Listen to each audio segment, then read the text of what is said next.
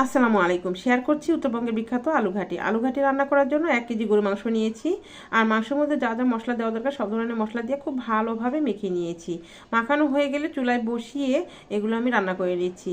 মাংসটা কিন্তু কষিয়ে রান্না করেছি আর পানি দিয়ে সেদ্ধ করে এই তো মাংসটা এরকম ভুনা ভুনা করে নিয়েছি। দেখুন দেখতে কত লোভনীয় হয়েছে, মাশাআল্লাহ। এবার আলু অন্য চুলায় সেদ্ধ করে নিয়েছি আর ভালোভাবে ম্যাশ করে নিয়েছি। এই আলু ঘাটি করার জন্য চুলায় একটি কড়াই বসিয়ে পেঁয়াজ, রসুন, মরিচ আর গরম মশলা দিয়ে পেঁয়াজগুলো লাল লাল করে ভেজে নিয়েছি। ভাজা হয়ে গেলে আমি এখানে আলুগুলো দিয়ে দিচ্ছি। আর আলুগুলো কিন্তু অল্প অল্প করে পানি দিয়ে 2-3 বার কষিয়ে নিয়ে আমি এগুলো ঘাটি করে নিয়েছি। আলু ঘাটি হয়ে গেলে মাংসের মধ্যে আলু ঘাটিটা দিয়ে নাড়াচাড়া করে পরিমাণ মতো পানি দিয়ে আমি এগুলো জাল করে নিব। আর দেখুন আমার আলু ঘাটিটা কত সুন্দর হয়েছে, দেখতে লোভনীয় হয়েছে। আলহামদুলিল্লাহ, খেতে কিন্তু অনেক মজা হয়েছিল, মাশাআল্লাহ, দেখতে অনেক সুন্দর হয়েছে।